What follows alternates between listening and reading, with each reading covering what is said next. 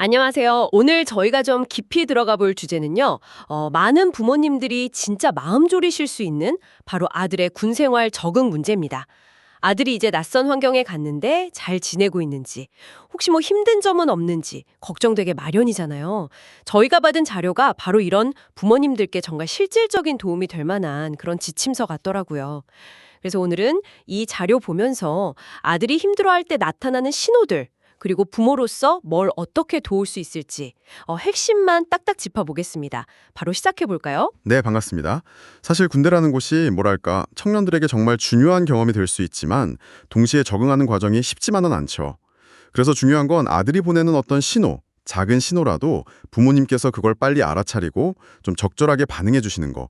네, 오늘 저희 얘기가 그런 시작에 좀 도움이 됐으면 좋겠습니다. 그럼 제일 먼저 궁금한 게 아들이 힘들어하는 걸 어떻게 알 수 있을까요? 신호 같은 거요.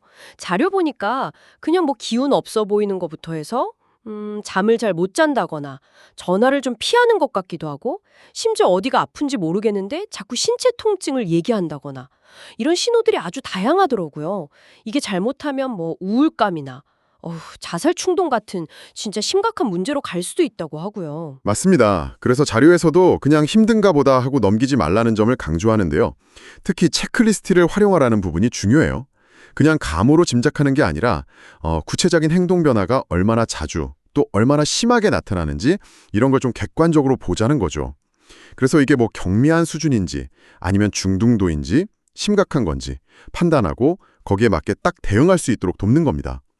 이게 조기 개입의 핵심인 거죠. 아, 체크리스트요. 그렇게 객관적으로 딱 파악하는 게 중요하군요. 네네. 근데요, 이런 어려움들이 대체 왜 생기는 걸까요? 그 원인이 그냥 단순히 군 환경, 그거 하나 때문만은 아닐 것 같은데요? 정확히 보셨습니다. 자료에서도 그 점을 지적하는데요. 물론 군 환경이라는 특수성이 있죠. 근데 그거 말고도 아들 개인의 어떤 기질적인 부분, 또 심리적인 요인들, 그리고 또 하나, 이게 참 중요한데 우리 사회에 좀 은연중에 있는 남자다움 있잖아요. 이걸 강요하는 분위기, 이런 것들이 다 복합적으로 작용한다고 분석해요. 이게 아주 중요한 통찰입니다. 아, 그 남자다움에 대한 압박감이요? 그거 진짜 좀 곱씹어 볼 만한 지적이네요. 그러니까 문제 원인이 단순히 아들 개인이나 군대, 이 틀을 넘어서는 거군요. 우리 사회 전체의 어떤 시선과도 연결된다는 거니까. 부모님 입장에서도 이걸 딱 이해하면 아들을 막 다그치기보다는 상황 자체를 좀 더 깊게 볼 수 있을 것 같아요. 네, 바로 그겁니다. 원인이 하나가 아니라 이렇게 복합적이다 이걸 이해하는 게 정말 중요해요. 특히 야 남자니까 괜찮아 뭐 이 정도는 이겨내야지 이런 식의 접근 있잖아요. 이게 오히려 아들이 솔직하게 자기 감정 표현하는 걸 더 어렵게 만들 수 있다는 거죠. 그리고 부모님 자신의 불안 관리 이것도 중요하다고 나와요. 왜냐면 부모님이 불안해하시면 그게 또 아들에게 그대로 전달될 수 있거든요. 그러니까 부모님 스스로 마음을 먼저 좀 다스리는 것도 필요하다 이렇게 이야기합니다. 와, 그렇군요. 정말 복잡한 상황이랑 감정들을 다 고려해야 하네요. 그럼 부모의 역할이 진짜 중요해지겠어요. 역시 제일 중요한 건 소통일 텐데 자료에서는 어떤 소통 방식을 좀 강조하나요? 네, 두 가지 키워드를 딱 꼽아요. 경청과 공감. 그러니까 뭘 판단하고는 막 비난하지 않고 아들 이야기를 그냥 끝까지 들어주는 거. 그게 첫 번째고요. 그리고 두 번째는 힘든 상황에서도 얘가 얼마나 노력하고 있는지 그 점을 좀 알아주고 인정해주면서 예를 들면 네 잘못이 아니야 라든지 힘들었을 텐데 이야기해줘서 고맙다 같은 거요. 이런 긍정적인 메시지를 주는 게 중요하다고 해요.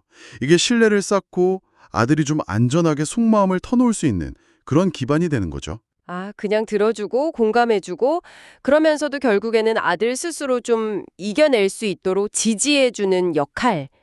네네. 근데 만약에요, 부모님이 이렇게 노력을 했는데도 상황이 좀처럼 나아지지 않는다.